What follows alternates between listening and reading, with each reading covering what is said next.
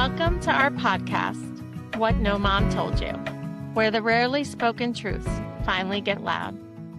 I'm Megan Nelson. And I'm Pauline Walfish.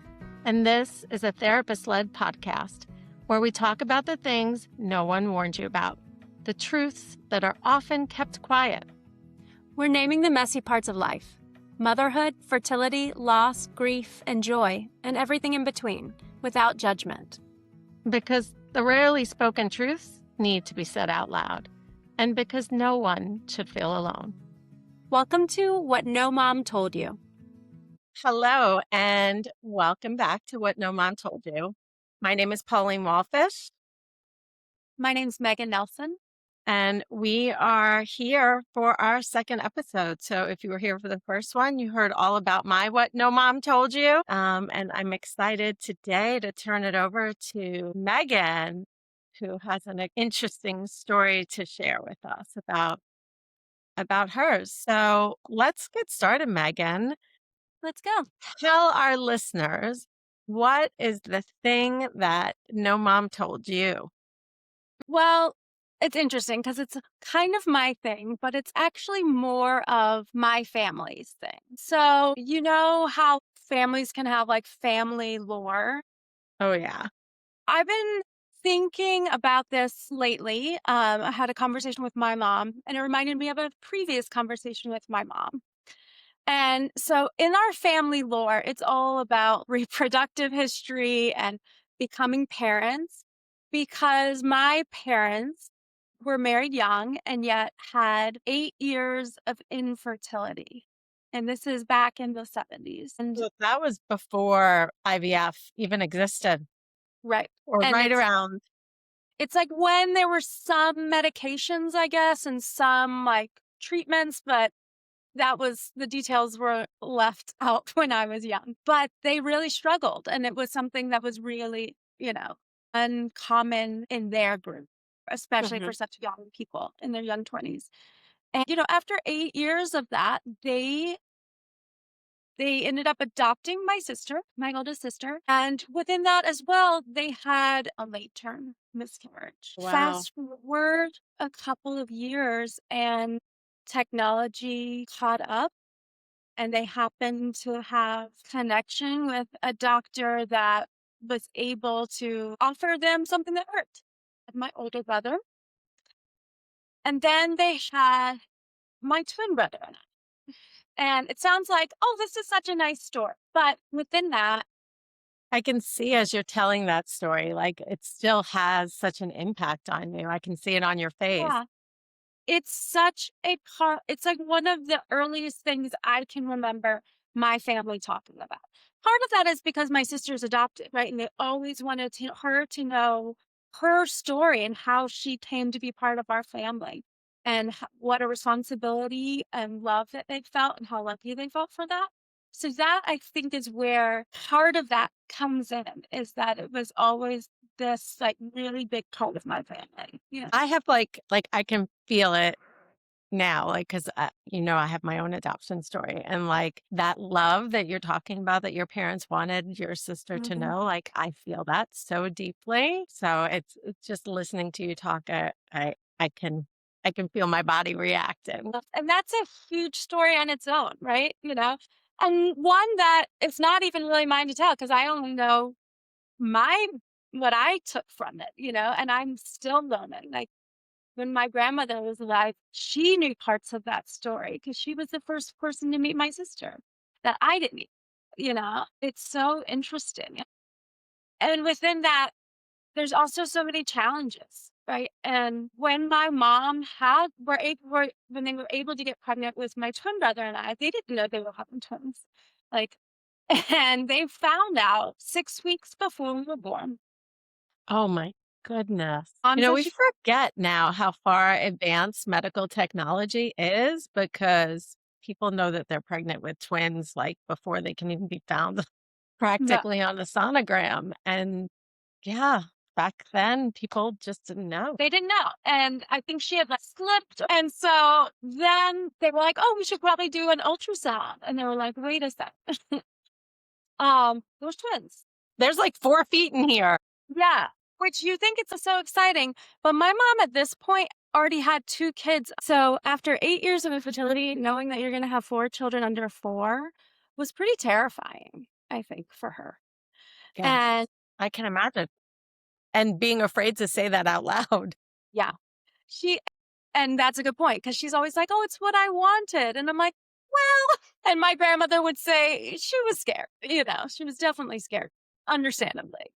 Yeah, you can have 2 emotions at the same time. You can be really excited and scared to death at the same Yeah. time. Yeah, and I think the fear grew because we were born 10 weeks early, and so Yeah. my brother and I were in the NICU for a very long time, and in that, like, process, there were really challenging things that again, this is, like, a long time ago, the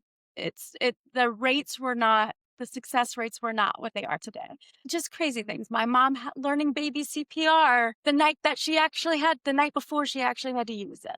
So all of these things kind of happened to her. Fast forward 30 years, I have my own children in a very unusual way. My first child, unexpected, and the child was expected. The birth was not. And I'm talking to my mom and I say to her, I cannot believe all of the trauma that you went through to become a parent. And she looked at me and she said, "You're the first person that's ever described it as trauma." And that makes me like so sad to this day that she was expected to go through 8 to 9 years of infertility, adoption, which comes with its own fear. Back in the day, you had a year to finalize the adoption. You didn't know it was going to happen, Sure. and a loss after 20 weeks. 2 preterm pregnancies, one resulting in twins, the near death of a child. And nobody said, this is traumatic. No, because it's what you wanted. It's what you signed up for. And there just wasn't space to talk about that. E- 40 years later, my mom is still talking about it. Because it became part of our family's quota because it needed a space. And so I think, while my own individual story is definitely the reason I got pulled into this world. Now that looking back on it, this was part of my whole life. And I, j- I guess the thing that no mom told me would be that just because something is common doesn't mean it's normal. I love that. Pregnancy loss is common and it's not normal. Infertility is common and it's not normal. Birth trauma, NICU stays are common and not normal. Postpartum depression, intrusive thoughts, anxiety. And most of the time, there's overlaps, right? It's not just one thing. It's this like accumulation of so many things. And when we try to normalize those things, it makes people feel really, really alone. And in my mom's situation, I think people didn't address it because they were like, this happens. And that she got so And it's really invalidating, right? Her experience is so upsetting, and for people to not even notice or not talk about it, like we can be really invalidating without doing anything. mm, yeah, even by jumping to the happy, right? It's like, oh, well, at least everybody's okay now. Uh, As we know, that doesn't take away the experience of trauma. Right. The experience of trauma is not dependent on the outcome. If you have a car accident and you walk out of that car, yes, you're grateful that you walked out of the car and that experience of being in the accident was still traumatic. But yeah, you're right. So many people are quick to say, but your baby's healthy, but you have 4 children. At least you can adopt, or so. Yeah, I think that's my big what your mom told you. When did you realize that? I mean, it was after having children of my own, and that was really eye opening for me. First of all, to realize, like, taking it back to my mom, that she was just a human, and that You mean if nobody told you that your mom was actually a person? yeah, that my mom was a person doing her best. And I think that's probably what hit me pretty hard at some point, becoming a mom, was knowing like, oh, if I can recognize everything that my mom went through and that that wasn't normal and that contributed to, for better for worse, it had an impact on me and my siblings and a whole family unit, really, then Yeah. that means that my experience also can have an impact on my children. And I Mm, think that while that was hard to like come to terms with, it also it told me that, okay, I'm a human too. I'm going to make mistakes. Even knowing things that I know as a therapist, I still make the same mistakes with my yep. kid. And, but it's also hopeful because A, I feel like I turned out okay. I can And vouch for that. oh, I think you thanks. turned out pretty great. Thanks. And like, I know that there's so much healing, and I love that. I'm a really firm, hopeful believer in change and growth for people, and I that's something I really do take with me with all my clients, and so I like to try to have that for myself as well a little bit. Yeah. One of my previous mentors said something like, "The future's unwritten," and like that has stuck with me. We have ideas about what we want it to look like, and it's a story that's going to keep writing itself, and we have some influence. And it can change so much in a year.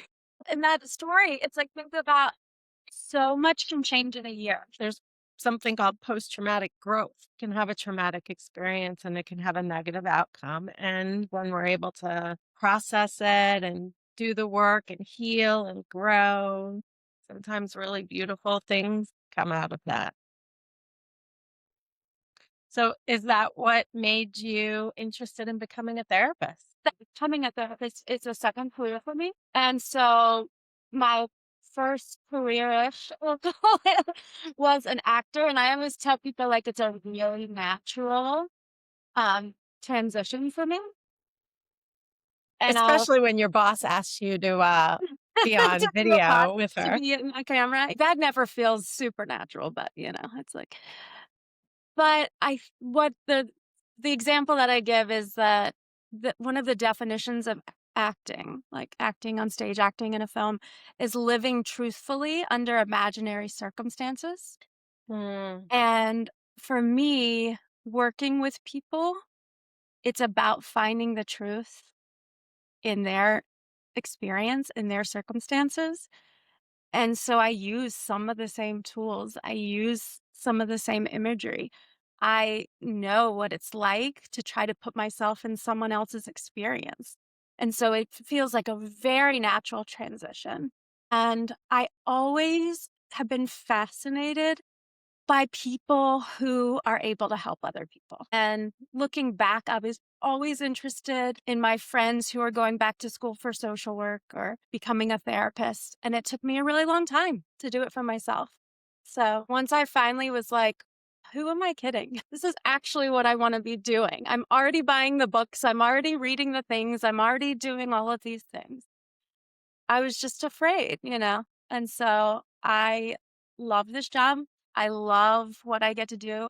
It is a huge privilege for me to sit with people and I know what it's like. So, mm, Oh. Well, we are really glad that you made that decision.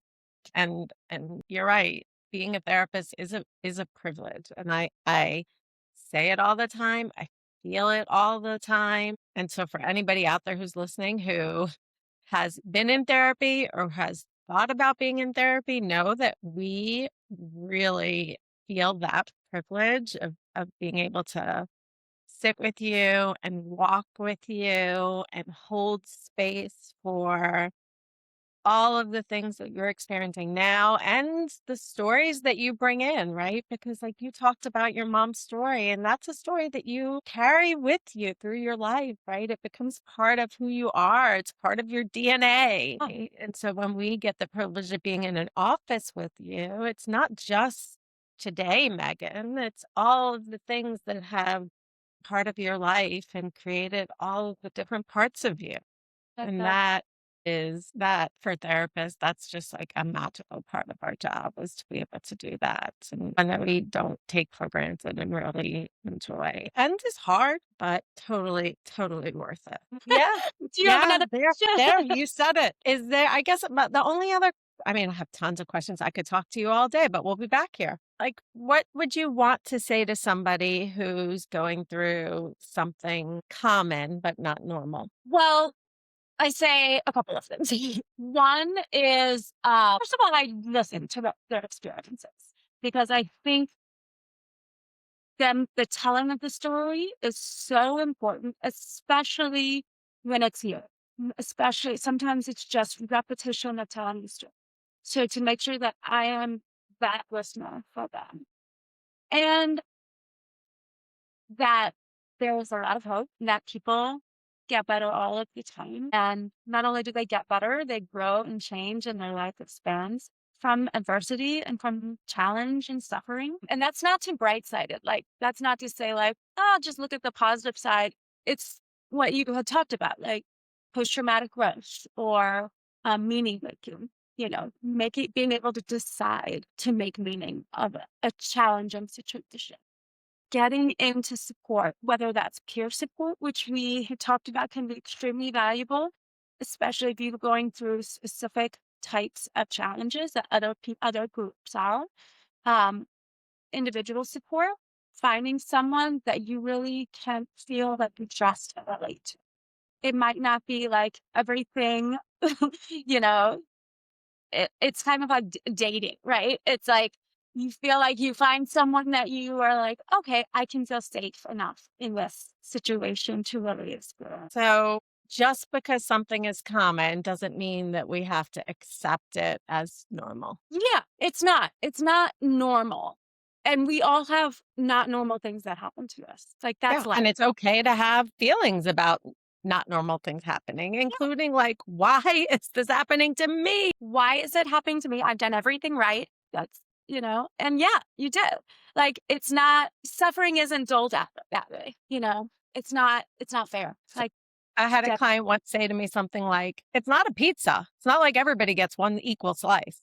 Yeah. Yeah. And I always talk about that quite a bit in when people say, "Oh, well, at least I'm not, I have to remember like other people have it worse than me." Sure. Do you want their worst? No. Or their experience? No. You're dealing with your experience and Right. what's really going on with you. And And that you might be the worst thing for you right now. Common does not mean normal. So there, you said it, and hopefully someone out there hears it. Well, thank you, Megan. Thank As you. always, it's been fun. I'll see But you see very you soon. next time. We'll See talk you more. next time. Bye, everybody. Thanks for spending this time with us. If you found yourself nodding along or saying, same, that's kind of the point. We hope you leave today feeling a little less alone. This is what no mom told you. And yeah, there's more where that came from.